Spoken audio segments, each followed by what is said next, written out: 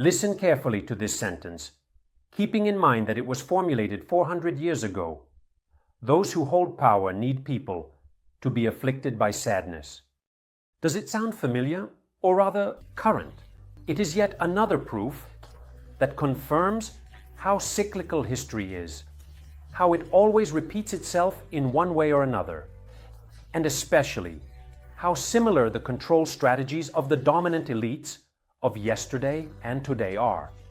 The author is Baruch Spinoza, a Dutch philosopher, born in Amsterdam in 1632.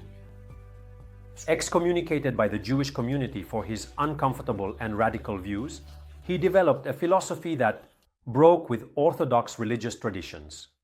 In his main work, Ethics, he elaborated a philosophical system in which God and nature coincide, meaning they are the same entity, thus denying any dualism between creator and creature. His ideas profoundly influenced Enlightenment thought. He decided to live away from the spotlight, often in isolation, giving up everything to remain true to his own thinking and effectively dedicating his life to developing a vision capable of freeing human beings from fear, illusion, and emotional dependency. According to Spinoza, one of the greatest deceptions we continue to fall into is the idea that living necessarily means suffering, that fear is an inevitable condition, and that sadness is something we must inevitably learn to live with. According to him, this is not the case. In fact, it is not natural to live trapped in anxiety, tension, and constant worry about what might happen.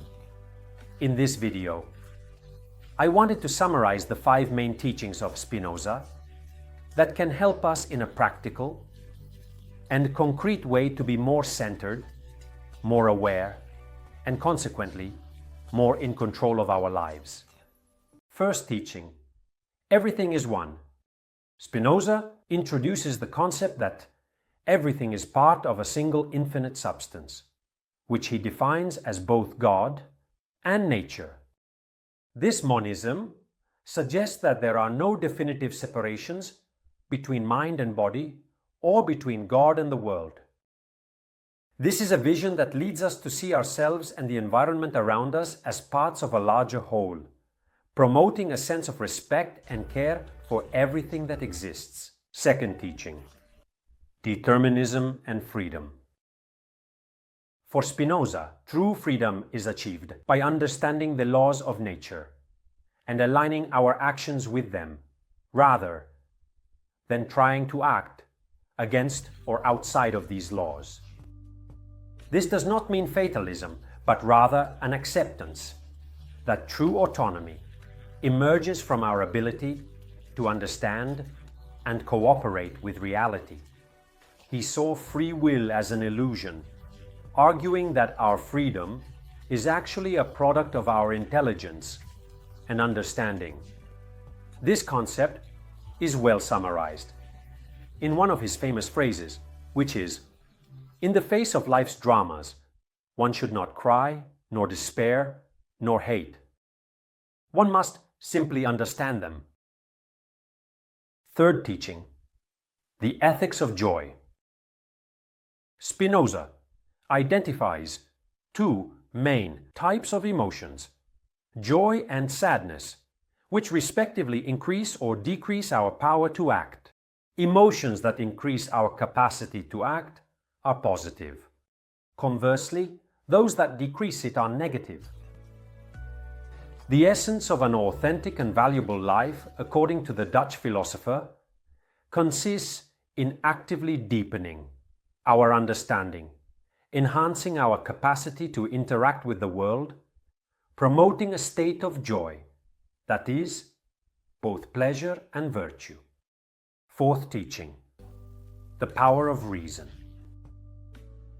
Spinoza places reason at the center of ethical and spiritual life. Through reason, we can free ourselves from prejudices and irrational emotions, thereby increasing our ability to act and live in harmony with others. Reason becomes the tool through which we can realize our human potential promoting an understanding that is both personal and collective. Fifth teaching: love is freedom, not slavery.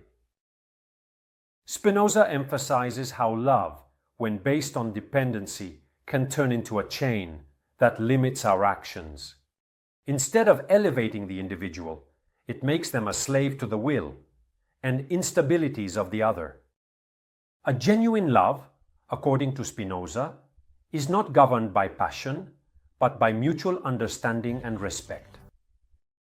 Such love not only accepts the other for who they are, but also supports them in their personal and spiritual development, facilitating a greater degree of freedom and personal fulfillment.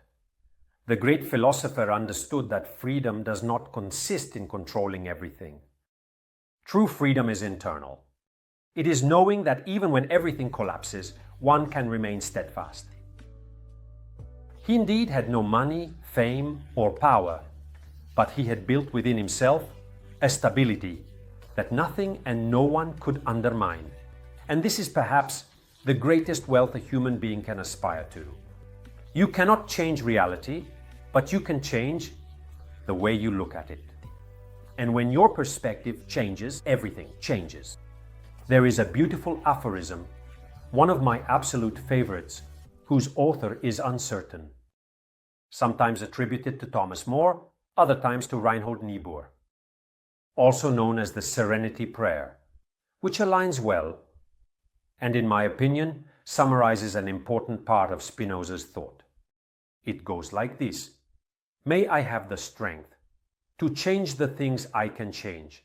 May I have the patience to accept the things I cannot change. And may I have above all the intelligence to know the difference. What would happen if you started to put this doctrine into practice in your daily life? If you stopped fearing the future and started focusing more on the present? If you finally found a balance that depends on nothing but yourself, you would discover and live a freedom that no change or external factor could ever give you. Spinoza taught us this, that ultimately everything depends only on our ability to understand and act accordingly.